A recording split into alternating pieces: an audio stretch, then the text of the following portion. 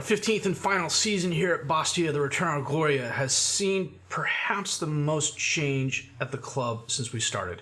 We opened our new stadium, we had a lot of roster turnover, and we're off to a good start. Unfortunately, injuries are starting to rear their head again, and today we have a key game against PSG, which is going to set us up for the rest of the Ligue 1 season. My name's FM19, and this is the Ritornu Gloria with SC Bastia, episode 122.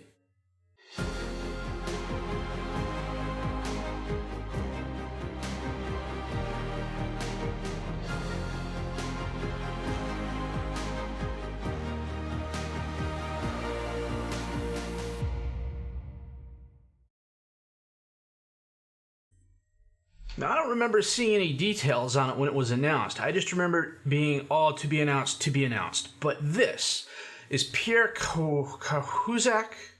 I'm definitely pronouncing that wrong. Pierre Cahuzac's stadium, brand new here in Bastia. Seats 26,000 people, can expand up to 56,000 people. It is very, very nice. And we've had a decent amount of success on it so far.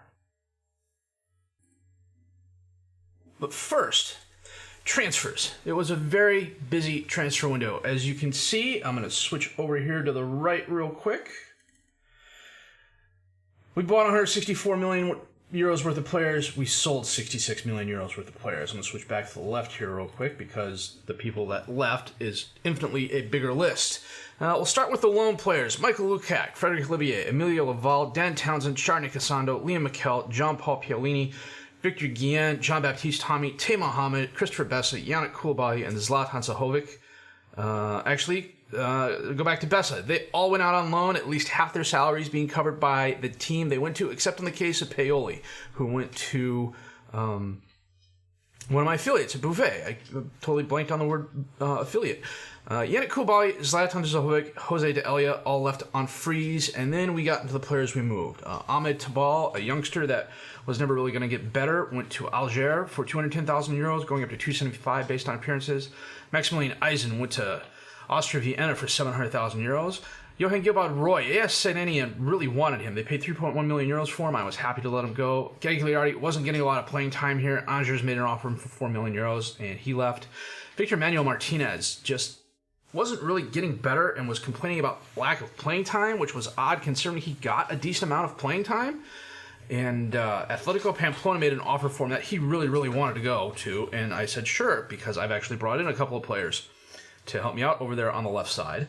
Jan Vitek went to Sassuolo for 4.2 million euros. Diego Mendes, my backup to Flores at defensive right back, who was just as good as Flores at defensive right back, wanted this first team key player contract that would have made him one of the highest paid players on the team.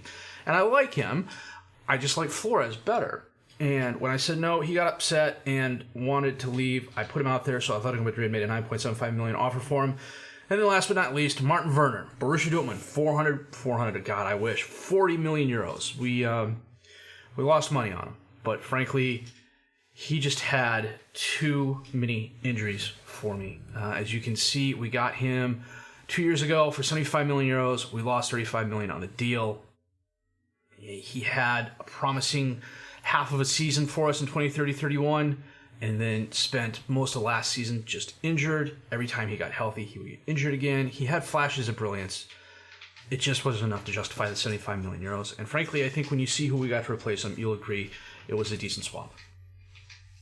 So I'm going to, if I sort this by money, I just have to keep remembering sorting it by money. First up, Arkadiusz Orlowski is back again on loan. 100,000 euros a month, plus we're paying his full salary, plus he's got a $350,000 euro a month payment if we don't play him. But he will definitely get a lot of playing time because midfielder is a place of concern this year, mostly due to injury. Jean-Baptiste Graziani is a youth player that I let go and then brought back. Yep, he's a youth player that I completely forgot to sign, and then I signed him again, but he couldn't report until the start of the season. 1-star career ability, 3.5-star finish ability, midfielder on the right. He's got potential. I mean, if this save goes out 2 or 3 years, personally, before FM20 comes out, he might get some playing time. But for now, he's a mainstay on the youth team. Vlado Dorjevic, my scout in Eastern Europe, found from Bosnia and Herzegovina, 19 and a half years old, already capped at the under 19 level, 2.5-star current ability, 5-star potential ability. Look at this kid's physicals already. When a balance of 9 is your lowest one, you've really got nothing to worry about. 17 acceleration, 17 agility, 17 pace, 17 natural fitness. His stamina and strength are coming up. His mentals, yeah, they could be better. The bravery and concentration, especially. The positioning, I'm really trying to work on. Technically, he could really improve.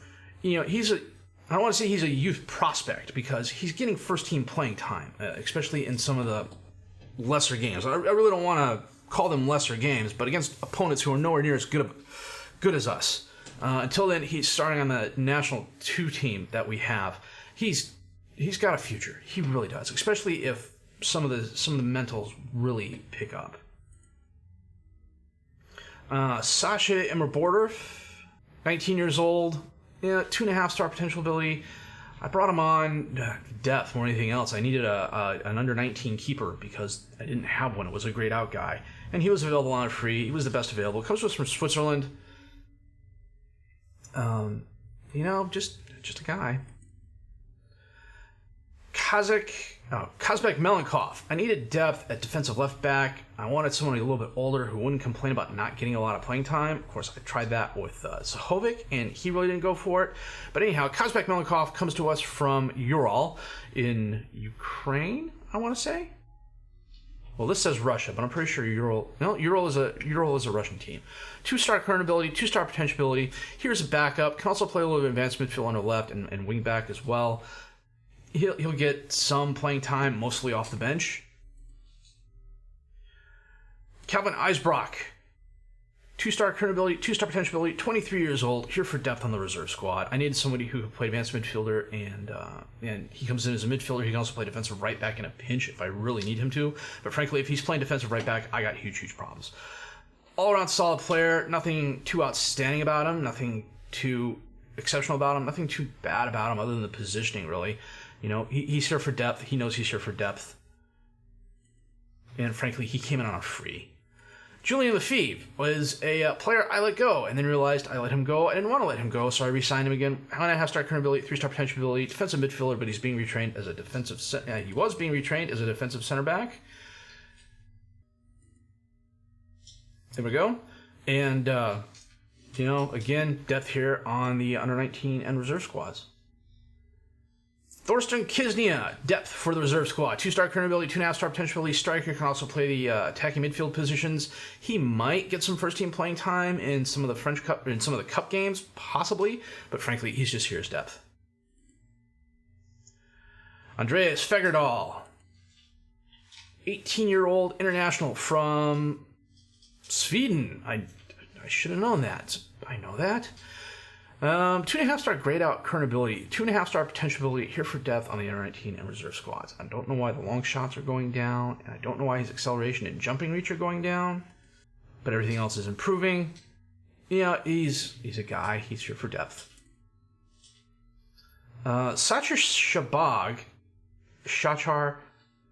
Mr. Sabag, I actually found last year and signed him, but he could not report until this year. Israeli international, 1-star current ability, 3-star potential ability. Not too bad, not too good. Here for reserve and under 19 depth. Could have a future as a backup, possibly. The more I look into it, especially with some of the experiments that I've been running that unfortunately aren't going to make it to the channel, I have an own internal bias going on about the star rating. To me, you know, SI grades players on a 0 to a 200 scale. So if you divide that by 5, you're going in groups of 40. So at this level, a 1-star player, their ability would be 40. A 2-star player, their ability would be 80. A 3-star player, their ability would be 120. A 4-star player, their ability is 160. And a 5-star player, their ability is between 160 and 200. That's how I look at it. You know, 3-star ability here, he's probably a 120 to 140 potential player, which means he'd be a backup down the road. He's got potential. And then we get to the money we spent. First in, Eric Girard from Monaco. 2.5-star current ability, 3.5-star potential ability, 22 years old, defensive left back, here to back up Robert. Yeah, that's right. Unfortunately, he's picked up a knock, but solid player, solid physically, really good mentally. Technically, he's okay where it counts. The marking and the tackling are nice. I really wish these physicals would get a little bit better. But like I said, he picked up an injury. That's probably why they're going down a little bit. Maxime Delange, with Gilbert Roy leaving, I needed a backup keeper. He was the best available. 2-star current ability, 2-star potential ability. I wanted someone who wasn't going to come in and demand first-team playing time. He's here as a backup. He's here as a reservist keeper. And he'll get some starts every once in a while. At least that's the plan. Kazan is my full-time keeper. But Delange, he's a capable backup if Kazan goes out injured or I need to start him. Luis Farias comes to us from Inter, advanced midfielder on the right. That's what I'm retraining him as. He's primarily a striker, so he might get a couple games there, but most likely not. Tomasi is getting a little bit older. He's getting a little bit slower. I wanted somebody who could come in and replace him. His only drawback is that he really doesn't enjoy big matches, but so far he seems to be doing okay. The only thing I really don't like about him is this arguing with officials. I don't know if I can get him out of that, but as you can see, he's very solid physically. He's pretty good mentally. I love the 19 flair. The 16 off the ball is great. His positioning could be a little bit better. The bravery and aggression are a little bit on the low side for me, but frankly, I'm okay with that for now. I'm not expecting him to get stuck in. Technically, he's really, really good. It's one of the reasons I'm playing him. I'm retraining him over advanced midfielder on the right. He's naturally right-footed. He's reasonable on the left, but he's got 17 dribbling, 16 finishing. The crossing at 13 is not bad. He's a decent header, but he doesn't have a lot of jumping reach. It is what it is. His passing is not bad, but his technique is brilliant. He will definitely not get worse. He is a Portuguese or a Paraguayan international. Portuguese, good grief. He's a Paraguayan international. He's done really well for them. Resolute personality. He'll definitely do a job for us. I suspect this is the year he will learn the role, and if the save was continuing, next year the right winger role would be his, unless I had found somebody absolutely better, and I don't think I would. And I'm clicking the wrong thing all over again.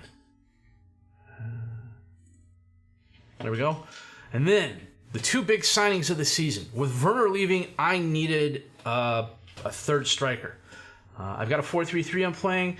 I have Kaplan, I have Pichon, I have Valet, but Valet I'm also training as an advanced midfielder on the right. David Sargent was available from Man City. He requested a transfer, and I think I got him. Now, this is going to sound ridiculous when you say it out loud. I think I got him for a steal, and I'm paying 82 million euros for him. But he is a solid striker. 4-star current ability, 4.5-star potential ability, really solid across the board physically. The 20 aggression is absolutely outstanding, especially as a striker for him.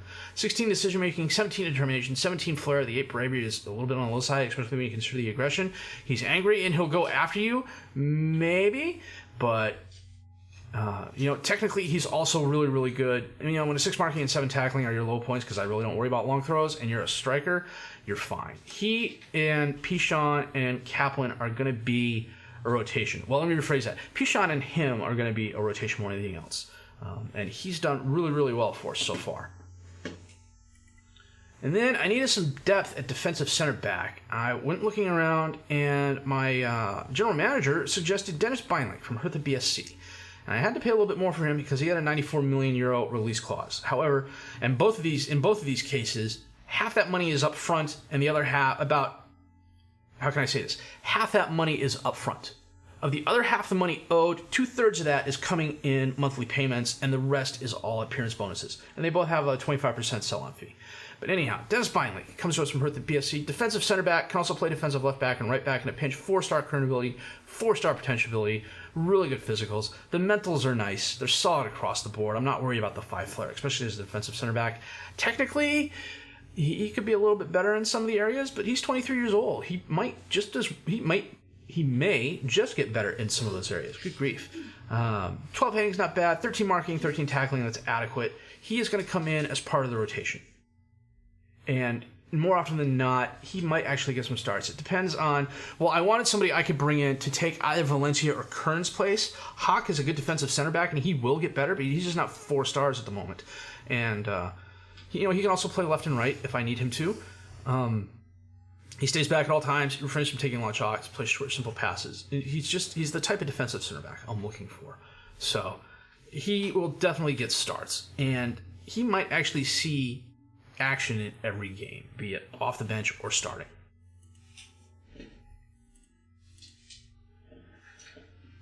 And that is pretty much it. And the kicker is, with all the players we sold, we got 100% of our transfer budget and everything like that. I've still got a 47.2 million euro transfer budget. I've still got 240,000 euros in payroll.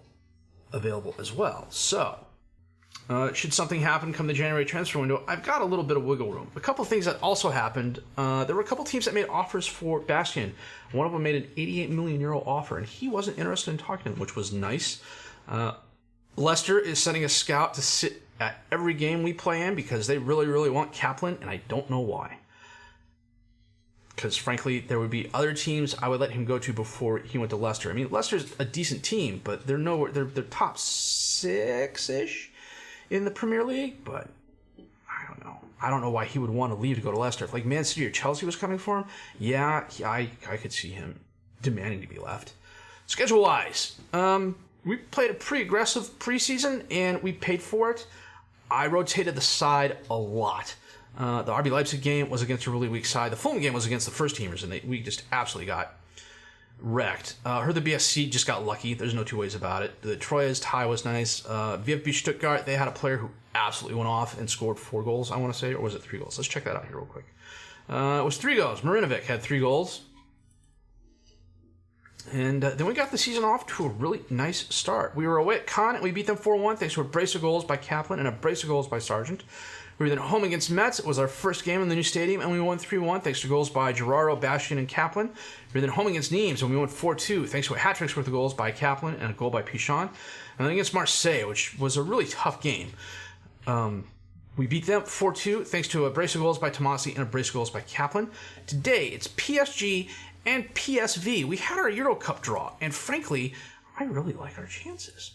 Porto, who's won the Champions League a couple of times, is our toughest opponent. Standard is not a bad team, but they're not the strongest team. And PSV, I think PSV is going to be the team that's just going to get whipped on this year. Overall, Group A is a pretty tough group. Group B is a pretty tough group. Group C is a really tough group. Spartak Moscow is actually a pretty good team. Group D is a group of death for Beşiktaş, Shahir, Roma, Barcelona, and PSG are all really good squads. Nantes, this could be interesting. Nantes is a really good squad. I know I've mentioned this before, and they're going up against Borussia Dortmund and Milan. The team to actually look out for here is Guimarães. They've surprised a couple people. We've got probably the easiest group in the whole Champions League. I mean, if we can't get out of this, I'm just going to turn the game off and walk away. Man City, Schalke could surprise them there, and then Chelsea, Madrid are going to be fighting it out. Although Dynamo Kiev could jump up and get them. They've done that a couple of times. But today, let me see here. This has been about 18 minutes. Get it down to about 14 with the editing. Yeah, we'll do a double live com. Paris, Saint-Germain away, or Paris and PSV both at home, and then going forward. Now, what we might do the next episode is both the standard games, home and away, and then skip ahead to Monaco and FCP, Porto. And then after that, we'll play it by ear and see what happens. So I'm going to get ourselves up to the PSG game, which I'm already at. I got to check my best available 11. Oh, yeah, that reminds me. Yeah, our current injuries. Javad Rashidi twisted his ankle on international duty. Thomas Gerardo damaged his foot on international duty. Luca Mercurio, abdominal strain. Alexander Valencia twisted his ankle. He's coming back, but he's not match fit. And Eric Gerard tore his calf muscle. And that's just the major injuries. We've had a lot of niggling injuries as well. So at least for this game, Mercurio, Gerardo, and Rashidi are all out. And seeing as how I'm looking at playing my 4-3-3 for this game, that makes it a little interesting. So I'm going to go check my best available 11, see what formation I can best use them in, set the reserves. I'm going to come back for our match against PSG in just a bit. Well, the game crashed, and I'm not quite sure why. I mean, it just suddenly stopped. I didn't get a warning or anything like that. There was nothing that cropped up, which leads me to believe it's something to do with the new Windows update that just came out. I know more than a couple of content creators have mentioned that YouTube or that their FM videos and the like and their saves have been really kind of up in the air since that last Windows update. And of course, my last save point was a week before the game, and that was about the time Rashidi got injured. So in this particular iteration of this universe, Rashidi hasn't been injured. He got through the international break without injury. So today, we are playing our 4-3-3. Kazanago, Robert, Banglik, Hawk, and Kern as the defensive back four. Rashidi Barreau and Arlovsky as the midfielders. Sargent, Kaplan, and Pichon up top as the strikers. Flores isn't playing because he's on a red card. And, Kearns, it doesn't look like it. He's a pretty capable wingback. I'm comfortable playing him there, especially with Beinlich here now. Hawk can come back and play ball-playing defender at the defensive center back. Valencia is just coming off injury. I wouldn't start him, but I'm happy bringing him off the bench in the second half to take either Beinlich's or Hawk's spot. DeLitt. Out to Morelli. Oh, got by one player. Drives forward. Gets by Benlich, but Rashidi kicks it away. Goes out to Kilic on the left. He taps it up to Grande. Back to Kilic. Over to Shu. And that is my wife calling. Be right back.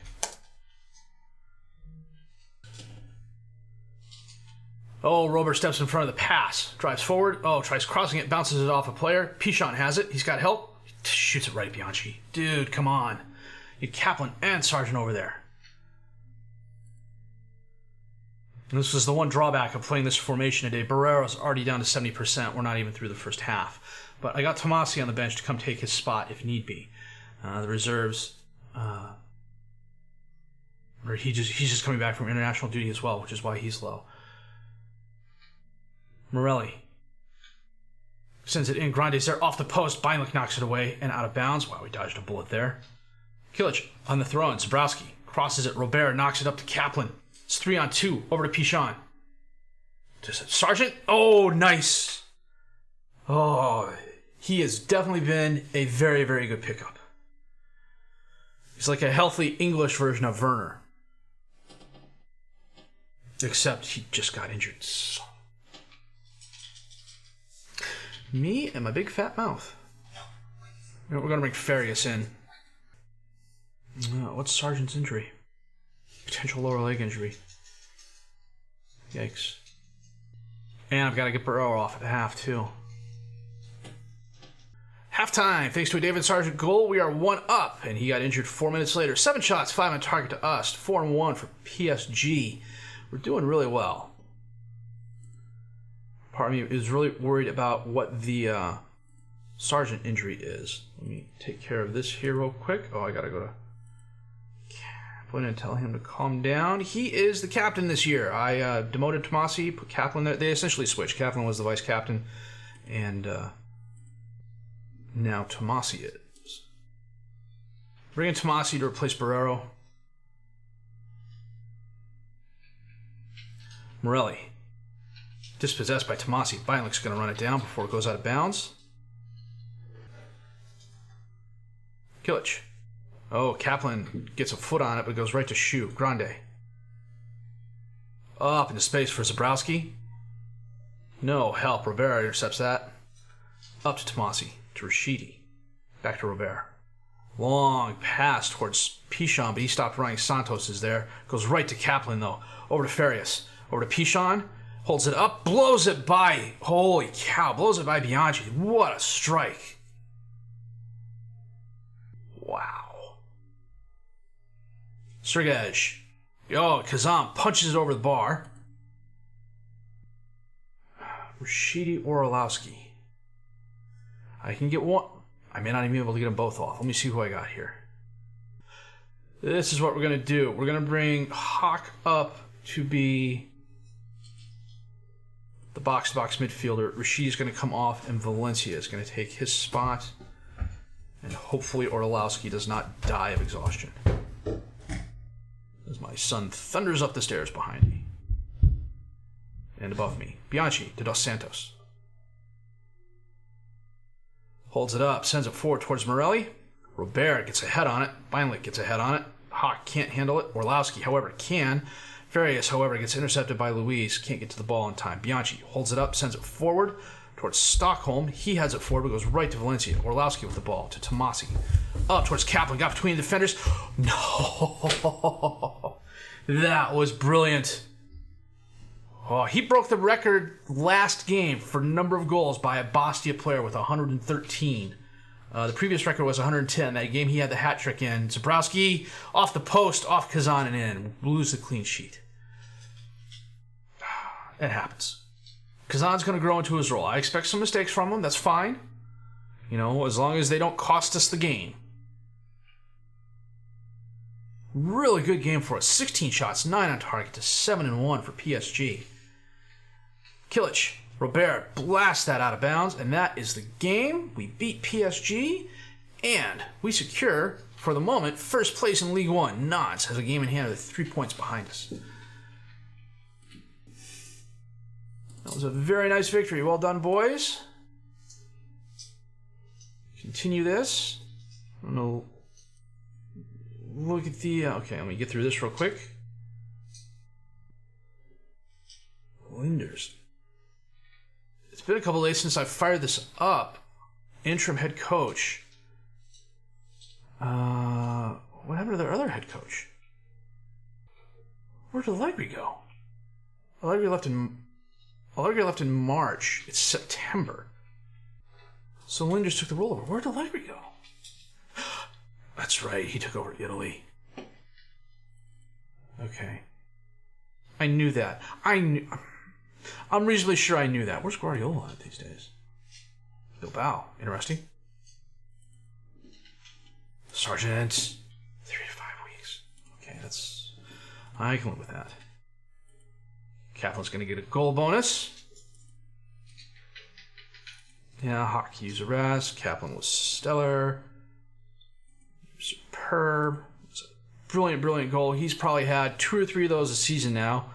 Fonseca is the scout. Or that's Tottenham boss. There's a scout from Leicester who's at almost every game for us. So I'm going to do the post... well, you know what? Let me do this real quick. So, I'm going to save the game, as I'm doing now. I'm going to do the post-match press conference, and then we're going to come back for PSV. And probably our 4-2-4 with a decently rotated side. We shall have to see what happens. But a solid, solid win for us. And we will be right back.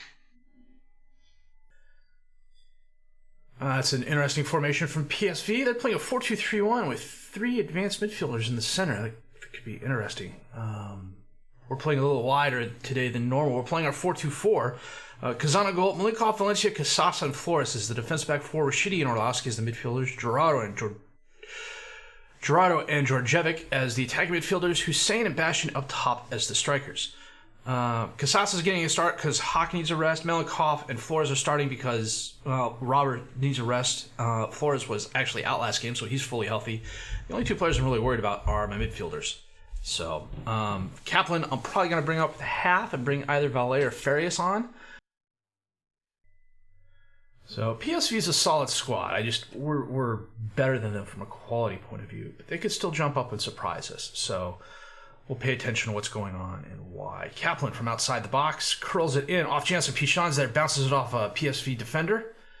Rashidi, is he going to get there before the PSV player? He does, and the highlight ends. However, Milikov on the throw-in to Kaplan. Long pass for Jervik over on the right. He's got help behind him. Dumps it off to Flores, crosses it in. Kaplan's there, and he heads it over the crossbar. And Valencia picked up a yellow card. Well, of course he did. Bean for PSV. Over to Salah-Eddin, over to Renders. Up to Munsters. To Romero. To Butnik. Back to Munsters. To Butnik. Takes the shot off the post. Boy, we dodged a bullet there. We didn't dodge a bullet. The post intercepted it. They didn't count that as on target. That's interesting. Coming up on halftime, we've been held scoreless despite 17 shots, 12 on target. Wow, we've got to break through the second half.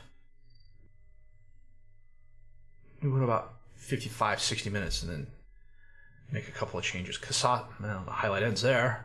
Okay. Gerardo from outside the box, off the wall, follows it up, drives right, holds it up, crosses in, Pichon's there, and he scores. Boy, we had to break through sooner or later. Coming up on 60 minutes here. We're going to make a couple of changes. Hussein's going to come off, and Valet is going to come on. We're going to get Orlowski off and bring on Barrero. Now I got to stop recording here for just a second because my wife's back home. Oh, Kaplan. Was he fouled? No, he fouled somebody, it looks like.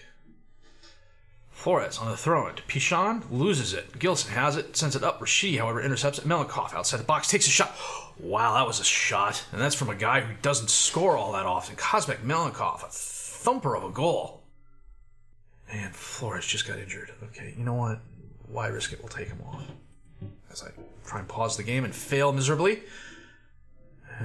Flores is going to come off. Magnier is going to come on.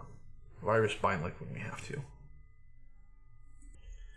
We'll come off the attack, go to balanced. Melikov to Valet. Back to Melikov, crosses in. Pichon's there, Barreau, top the box, and he scores. The PSV keeper was pulled out trying to block the first shot. Wide open goal for Barreiro. So 26,350 is our full stadium. Gerardo, nice move. Up to Pichon, gets around one defender. Jansen, nice save. Goes out of bounds, hits the pole, and that's a throw-in. Okay. Vanderheijen, corner kick in. Bean runs it down. Nobody else really went for it. That was interesting. Sester to Reinders. Over to Vanderheijen.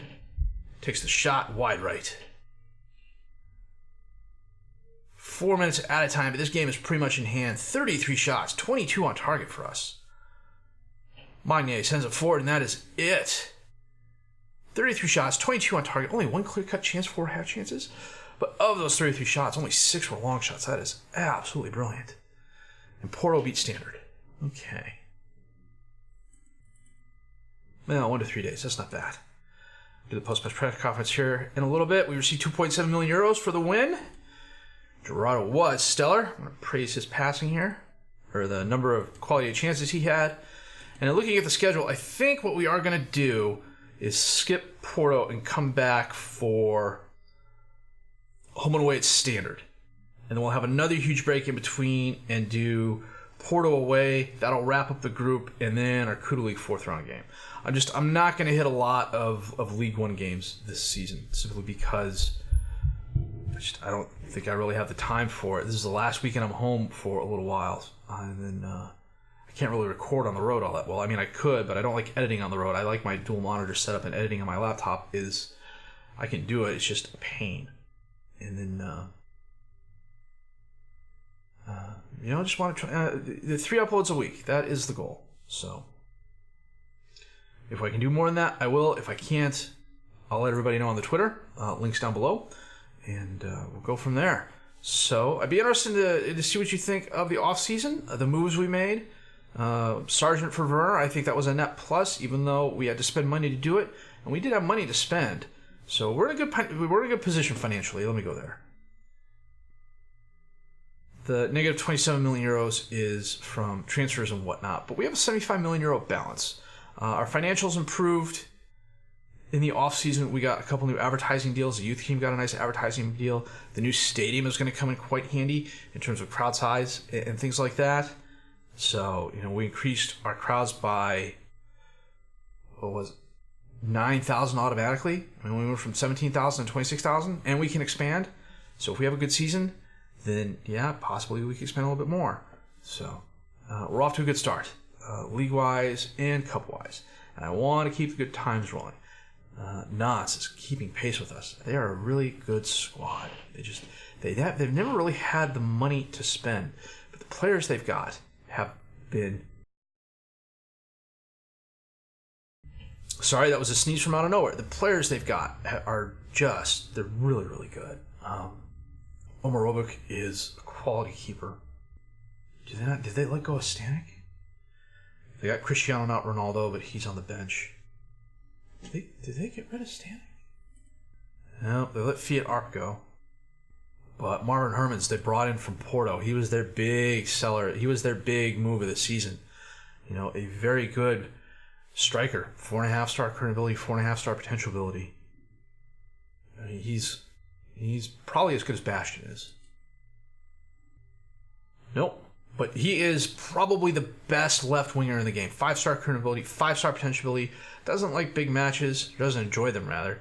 A little injury prone, but as you can see from his history, he had an outstanding season last year. 30 appearances, 16 goals, 4 assists, 4 players in the match. And he came on a free from Mainz. I tried getting him, and he signed for Nantes.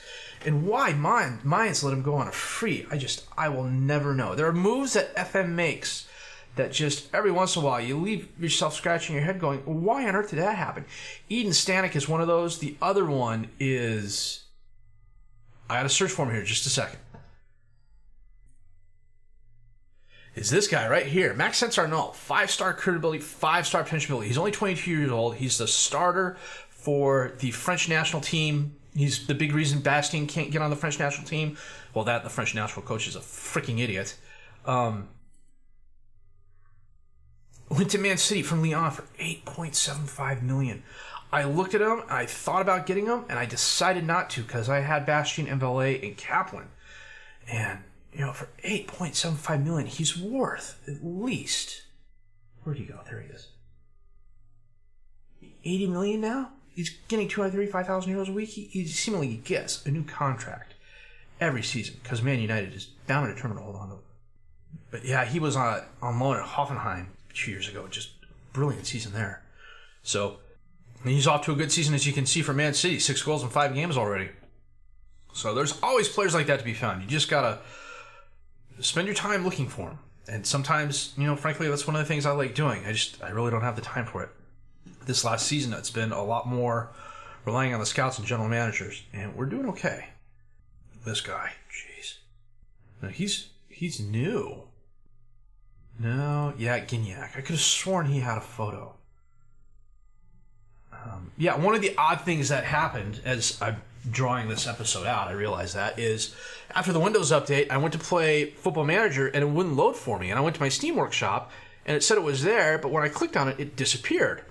And then it took me a minute to figure out what was going on, and somehow I have 2 Steam accounts, and I bought Football Manager on my other Steam account and shared it with the account I normally use, and somehow that sharing agreement got rescinded or expired, or I don't know what happened. And of course, I can't remember the second account name all the time. It's the thing about getting older. You tend to forget things, but then in another way, it's good because you can't remember what you forgot in the first place. So, and once I found it, I had to download the game again, and I got lucky because I saved the game offline to the cloud, and and I actually watched the first few games in 3D and 2D with replays on, and it worked really well. And then last night, when I was playing the first few games to get to this point, it crashed. So, we're back to the 2D. So hopefully, knock on wood, no problems with that with FM20. So, and that said, I'm going to wrap this episode up. We're off to a flying start in Ligue 1 and in the Champions Cup. Hopefully we can get that going. And, wow, Ligue 1 looks like it's going to be tough this year. Lille is up there as well. They've got a chance to surprise a couple teams. PSG losing. Monaco's not having the best season. Nantes, they're gonna be tough, and so is Lyon. And getting one over on Lyon as early as we did, that's really gonna help us. So if you liked what you've seen and heard, please let me know. Leave a like, subscribe to the channel down below. Questions, criticisms, comments, leave those down below. I'll answer those as fast as I can. My name's FM Jellico, and you've been watching the Return of Gloria with SC Bastia, episode 122.